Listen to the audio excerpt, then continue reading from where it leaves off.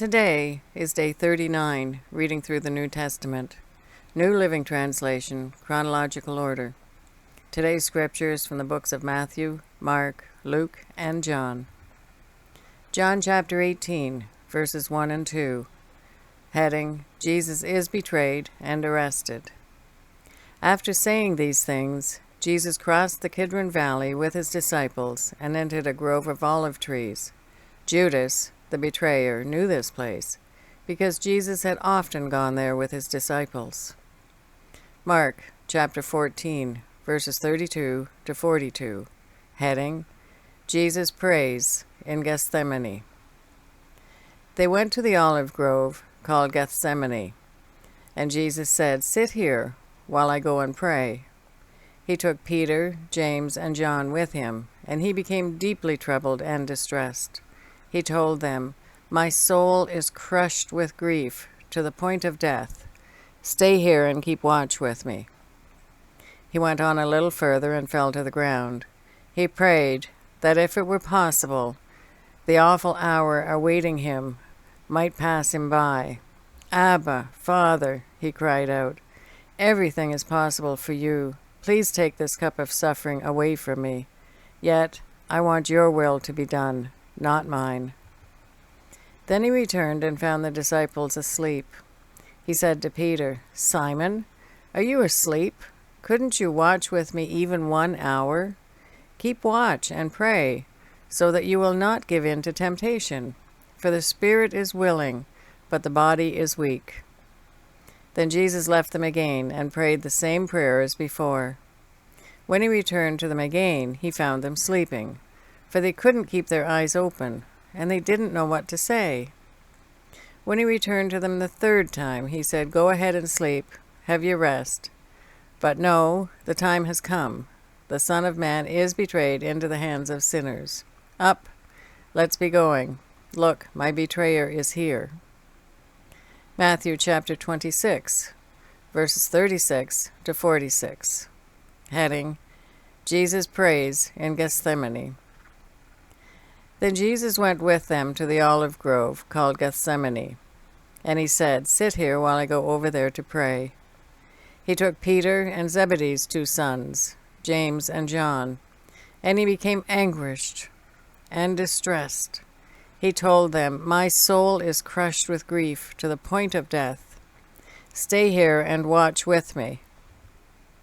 He went on a little farther and bowed with his face to the ground, praying, "My Father, if it is possible, let this cup of suffering be taken away from me. Yet I want your will to be done, not mine." Then he returned to the disciples and found them asleep. He said to Peter, "Couldn't you watch with me even 1 hour? Keep watch and pray, so that you will not give in to temptation. For the spirit is willing, but the body is weak." Then Jesus left them a second time and prayed, "My Father, if this cup cannot be taken away unless I drink it, your will be done." When he returned to them again, he found them sleeping, for they couldn't keep their eyes open. So he went to pray a third time, saying the same things again. Then he came to the disciples and said, "Go ahead and sleep, have your rest. But look, the time has come. The Son of Man is betrayed into the hands of sinners. Up, let's be going. Look, my betrayer is here." Luke chapter 22, verses 39 to 46. Heading, Jesus prays on the Mount of Olives. Then, accompanied by the disciples, Jesus left the upstairs room and went as usual to the Mount of Olives. There he told them, "Pray that you will not give in to temptation." He walked away about a stone's throw and knelt down and prayed, "Father, if you are willing, please take this cup of suffering away from me. Yet I want your will to be done, not mine." Then an angel from heaven appeared and strengthened him. He prayed more fervently, and he was in such agony of spirit that his sweat fell to the ground like great drops of blood. At last he stood up again and returned to the disciples, only to find them asleep, exhausted from grief. "Why are you sleeping?" he asked them. "Get up and pray, so that you will not give in to temptation. Mark chapter 14, verses 43 to 52. Heading, Jesus is betrayed and arrested. And immediately, even as Jesus said this, Judas, one of the 12 disciples, arrived with a crowd of men armed with swords and clubs. They had been sent by the leading priests, the teachers of religious law, and the elders. The traitor, Judas, had given them a prearranged signal.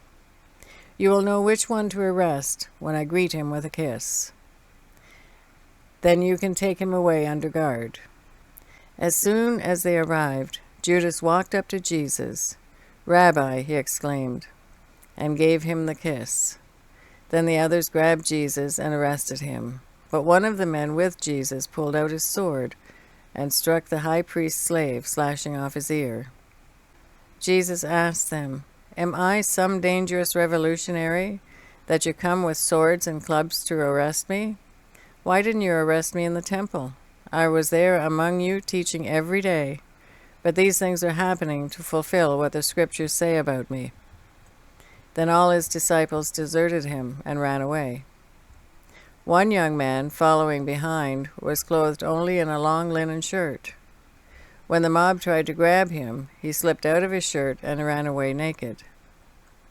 Matthew chapter 26, verses 47 to 56. Heading, Jesus is betrayed and arrested. And even as Jesus said this, Judas, one of the 12 disciples, arrived with a crowd of men armed with swords and clubs. They had been sent by the leading priests and elders of the people. The traitor, Judas, had given them a prearranged signal. You will know which one to arrest when I greet him with a kiss. So Judas came straight to Jesus. Greetings, Rabbi, he exclaimed, and gave him the kiss. Jesus said, My friend, go ahead and do what you have come for. Then the others grabbed Jesus and arrested him. But one of the men with Jesus pulled out his sword and struck the high priest's slave, slashing off his ear. Put away your sword, Jesus told him. Those who use the sword will die by the sword. Don't you realize I could ask my Father for thousands of angels to protect us, and he would send them instantly? But if I did, how would the scriptures be fulfilled that describe what must happen now? Then Jesus said to the crowd, Am I a dangerous revolutionary that you come with swords and clubs to arrest me? Why didn't you arrest me in the temple? I was there teaching every day. But this is all happening to fulfill the words of the prophets, as recorded in the scriptures. At that point, all the disciples deserted him and fled. Luke chapter 22, verses 47 to 53. Heading, Jesus is betrayed and arrested. But even as Jesus said this, a crowd approached, led by Judas, one of the 12 disciples. Judas walked over to Jesus to greet him with a kiss. But Jesus said, Judas, would you betray the Son of Man with a kiss? When the other disciples saw what was about to happen, they exclaimed, Lord, should we fight? We brought the swords. And one of them struck the high priest's slave, slashing off his right ear. But Jesus said, No more of this. And he touched the man's ear and healed him. Then Jesus spoke to the leading priests, the captains of the temple guard, and the elders who had come for him. Am I some dangerous revolutionary, he asked, that you come with swords and clubs to arrest me? Why didn't you arrest me in the temple? I was there every day. But this is your moment, the time when the power of darkness reigns. John chapter 18, verses 3 to 24. The leading priests and Pharisees had given Judas a contingent of Roman soldiers and temple guards to accompany him. Now, with blazing torches, lanterns, and weapons, they arrived at the olive grove. Jesus fully realized all that was going to happen to him, so he stepped forward to meet them. Who are you looking for? He asked. Jesus the Nazarene, they replied. I am he, Jesus said. Judas, who betrayed him, was standing with them. As Jesus said, "I am he," they all drew back and fell to the ground. Once more he asked them, "Who are you looking for?" And again they replied, "Jesus the Nazarene." "I told you that I am he," Jesus said, "and since I am the one you want, let these others go." He did this to fulfill his own statement, "I did not lose a single one of those you have given me."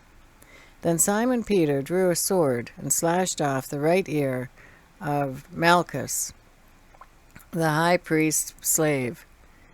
But Jesus said to Peter, "Put your sword back into its sheath. Shall I not drink the cup of suffering the Father has given me?" Heading: Jesus at the high priest's house. So the soldiers, the commanding officer, and the temple guards arrested Jesus and tied him up. First they took him to Annas, since he was the father-in-law of Caiaphas, the high priest at the time. Caiaphas was the one who had told the other Jewish leaders, "It's better that one man should die for the people." Heading: Peter's first denial. Simon Peter followed Jesus, as did another of the disciples. That other disciple was acquainted with the high priest, so he was allowed to enter the high priest's courtyard with Jesus. Peter had to stay outside the gate. Then the disciple who knew the high priest spoke to the woman watching at the gate, and she let Peter in. The woman asked Peter, "You're not one of that man's disciples, are you?" "No," he said, "I am not." Because it was cold, the household servants and guards had made a charcoal fire. They stood around it, warming themselves, and Peter stood with them, warming himself. Heading: The high priest questions Jesus. Inside, the high priest began asking Jesus about his followers and what he had been teaching them. Jesus replied, "Everyone knows what I teach. I have preached regularly in the synagogues and the temple, where the people gather. I have not spoken in secret. Why are you asking me this question? Ask those who heard me. They know what I said." Then one of the temple guards standing nearby slapped Jesus across the face. "Is that the way to answer the high priest?" he demanded. Jesus replied, "If I said anything wrong, you must prove it. But if I'm speaking the truth, why are you beating me?" Then Annas bound Jesus and sent him to Caiaphas the high priest. That is the reading for day 39, reading through the New Testament.